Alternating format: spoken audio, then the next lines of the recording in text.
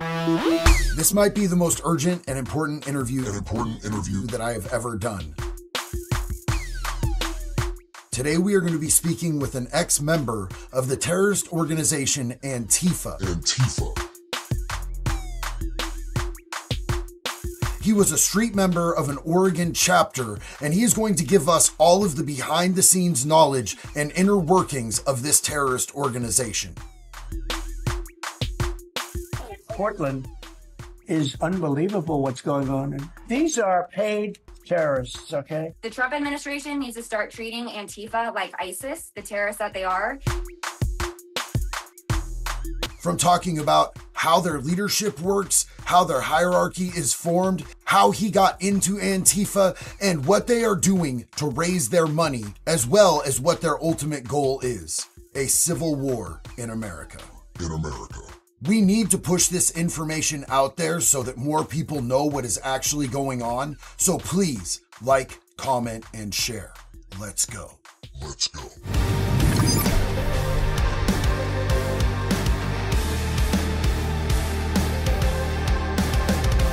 All right, ladies and gentlemen, today we are joined by a very special guest. We have Ty with us, and Ty was actually a member of the organization Antifa. Ty, welcome. Thank you for spending the time to come and talk to us today. I understand that you were able to actually deprogram to get away from Antifa, and I want you to know that we're all super proud of you, and we really appreciate you being here with us today, brother. Thanks, man. I feel the love. Like, I appreciate your shout outs. I appreciate your reaching out. You have amazing followers. They're all flocking to my channel. And, you know, for the most part, it's nothing but love. So thank you guys for keeping it real. Yeah, it means a lot. This hasn't been an easy journey. So thank you guys. And it should always be love, man. Like, that's really the way that we fix this, is by finding common ground, by, you know, finding mutual things that we have in common and not letting that gap keep growing, because things are escalating and that's not going to be good for either side, any of the American people. And all it really does when things escalate and they get into violence, in my opinion, we are purposefully divided by the ones who are actually in power, because it's so much easier to control us and keep their foot on our neck if we're fighting with each other, while they absolutely bleed us dry and we lose our only chance at the American dream. So I wanted to ask you, how long were you in Antifa? I believe it was about 2 years, 2018 to 2020. And were you recruited? Did you seek them out? How exactly did that work? I sought them out. I was very well aware from the beginning that it was an organization. I just wasn't sure how it operated, and I never fell into any particular group or cell. I was kind of a drifter, so I just kind of blew where the wind took me. I was led into and out of the chaos, but yeah, I sought them out. So you may have been a drifter, but can you clarify this for us? As somebody who was in Antifa, is it a actual organization? 100,000%. Don't let anybody fool you otherwise. And they have like a hierarchy and a leadership structure. What is that like? Well, the way I classify the two classes of Antifa, at least street level, you have the devotees and you have the wannabes. The devotees are people like me, people who are really in it for the Civil War aspect. We knew damn well we were playing in Civil War territory. We wanted to fight. We wanted to take out our political enemies. We wanted to take out all our rage. We were willing to do what the little trans kids on the college campus wouldn't, right? They're the wannabes, the furries, the one coming out in the dinosaur suits, you know, all of which is made to make it look light and fluffy, while people like me were behind the scenes. I would walk around with a machete half the size of my fucking leg. I called it my self-defense machete. It's fucking pathetic. But so the devotees kind of use the wannabe class as human shield. So a lot of the time the wannabes would get taken out first because they want to be virtuous. They want to be there with their cameras at the front, and then holy shit, here come the rubber bullets. And then the ones in the back can be like, see, we told you. And then some of them can go to fight, and then others can go to run away. That's crazy, man. So would you classify this organization as terroristic? Yep. My thoughts. You're saying they want civil war, so. Yeah, it's a domestic terror organization. I wish it could have gone differently. I love alternate history as much as the next guy. I'd love to see what that world looks like, but unfortunately the reality is, like, this is this is bad. This is a white boy jihad, and it's going to get fucked up. Well, I'm hoping that we can avoid that. I don't know exactly how we would get there, but it seems almost like it has elements of a cult per se. Did you see elements of sort of a cultish structure there? It's a cult, but it's a cult with cults, I'm realizing, which is even fucking worse. You know, they say that it's just an ideology and it's just an idea, but they have structure. They have, it feels like there's layers to the whole thing, and it seems like it's very complex. Did you ever see anything that made you think that they were funded from any outside entities?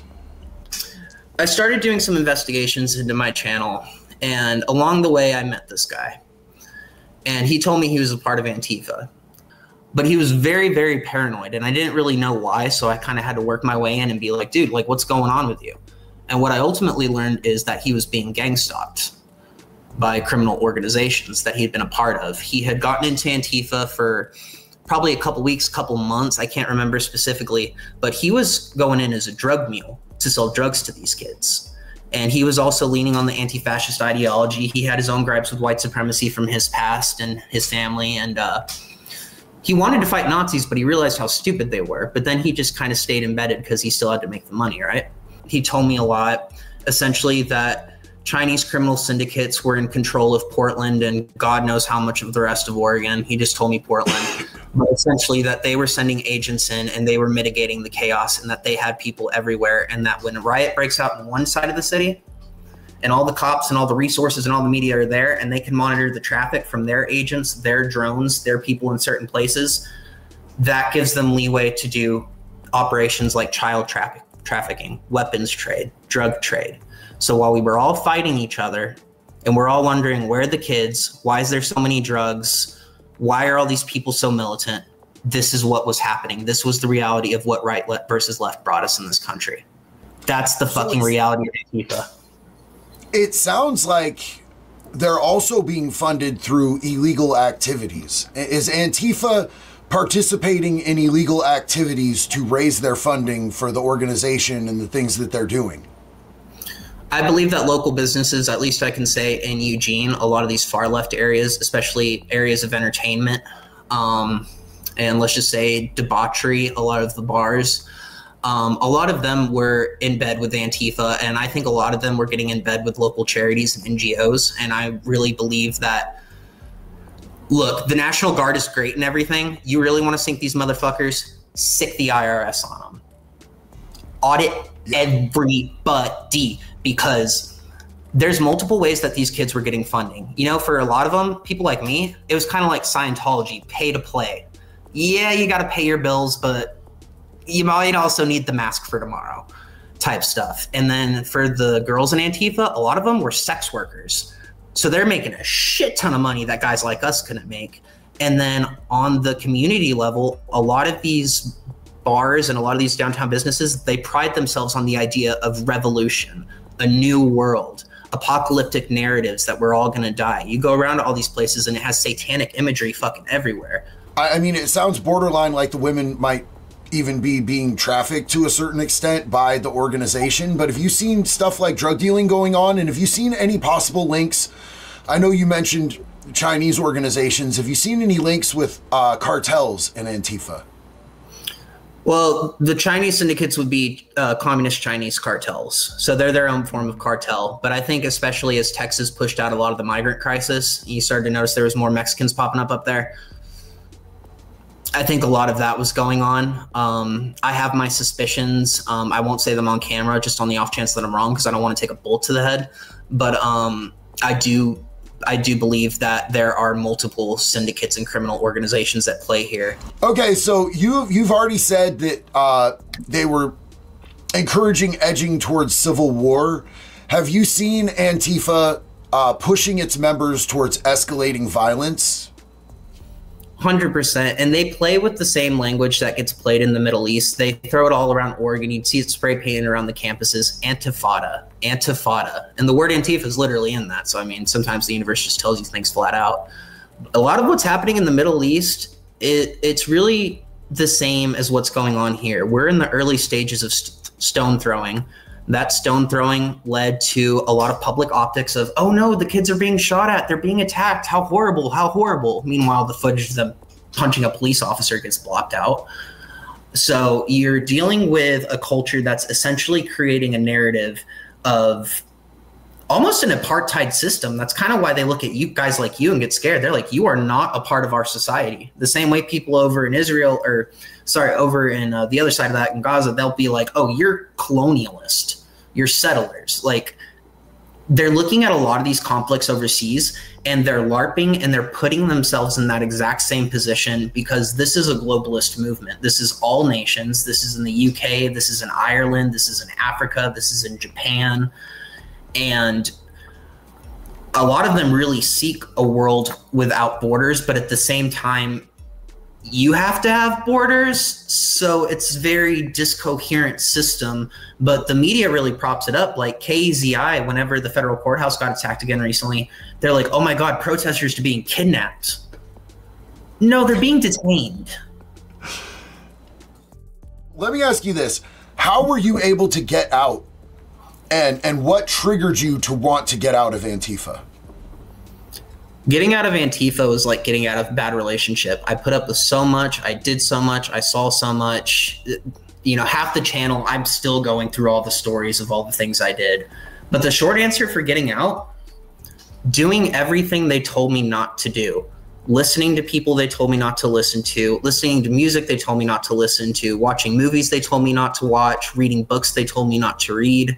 Talking to people they told me not to talk to, which is a major cult aspect of that. They encourage you to sever ties with your family. And I did that. I didn't even get to see my grandmother on her deathbed because she was a white supremacist. This is why I'm so fucking passionate about this. I lost so much of my life to these motherfuckers, and people wonder why I'm still so hurt because they don't hear about this. They think I'm a crazy conspiracy theorist and, oh, the past should be in the past. And it's like, no, if this is happening to thousands of people every fucking day, all of their targets, they don't go after Nazis. I was studying Nazis. I was very confused why no one around me wanted to know about actual Nazis. So I didn't spend much time in the Proud Boys. I don't think they're actual Nazis, so I wasn't fucking worried about them. You know, but they don't like to talk about that stuff because it's scary. What's a threat to them is people like Charlie Kirk who convince people like me, hey, you're fucking up. Come back here, buddy. You know, there's a man upstairs that loves you. Do you know you got a mommy and daddy at home that miss you very much? Do you know you look like a fucking asshole on these drugs? That's who they hate because they threaten the cult.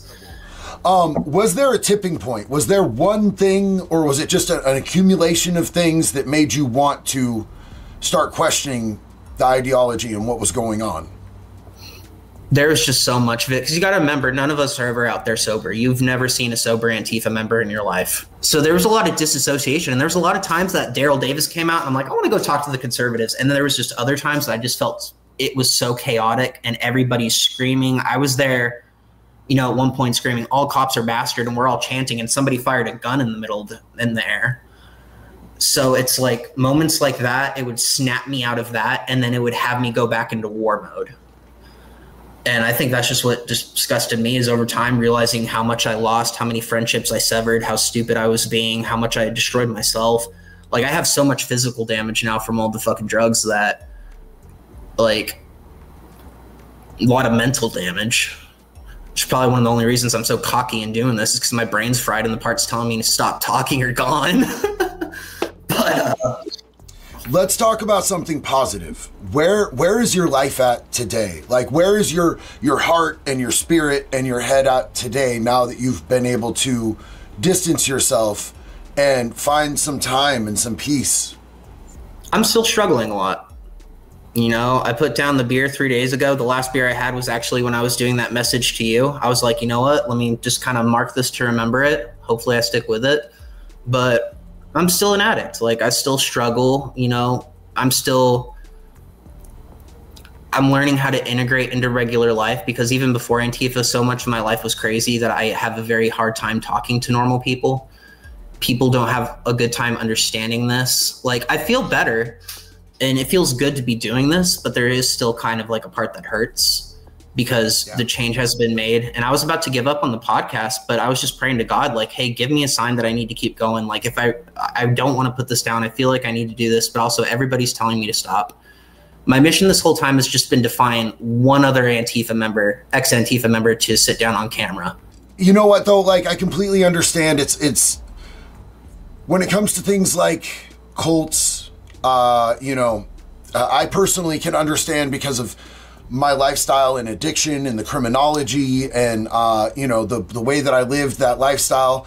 A lot of those people I had really bad, toxic relationships with, and I miss them. Most of them are dead. Most of fentanyl came in and killed most of them. And I have a lot of conflicted feelings about that. As much as I hate methamphetamines, I still had a 20-year relationship with that substance. And there's times where I still feel like a longing or a sorrow because of its absence in my life. But the consequences were absolutely devastating, and it turned me into a slave. But they're complicated feelings because we're complex creatures. And I think it would be really awesome if you were able to find someone that you could, talk with, possibly podcast with. So hopefully this reaches other people that are ex-Antifa members. And even if you're not, if you want to know more about Antifa and how Antifa works and all of the behind the scenes of Antifa, from somebody who's safe and isn't trying to indoctrinate you into the cult, I highly recommend that you go and you subscribe to Ty, whose channel is Triple B Collective, right here on YouTube. There's going to be a link in the description. I'm also going to add him as a collaborator, so you'll be able to easily and accessibly find him. Please go and sub and check out his journey and check out where he's been. I personally am so proud of Ty and all of the progress that he's made and the incredible human that he's always been, but he's been able to actually cultivate. And you could just see it in you, bro. You could see it in you. And, I'm honored to have been able to sit and have this talk with you. Till the next one, everybody, it's one love. Be good or be good at it.